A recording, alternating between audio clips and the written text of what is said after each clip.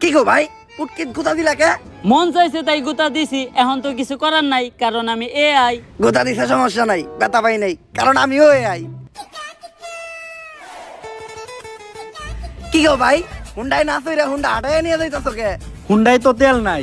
তেল বড় নাই কে? তেল বইরেই করবো কি, আমি তো আই। এই তোমরা কি কেউ রবিনকে দেখেছো?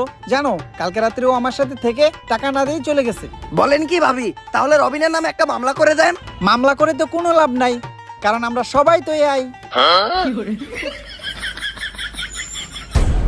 দেখতেছই তো এআই দিন দিন কিভাবে এটা বলবো হইতাছে।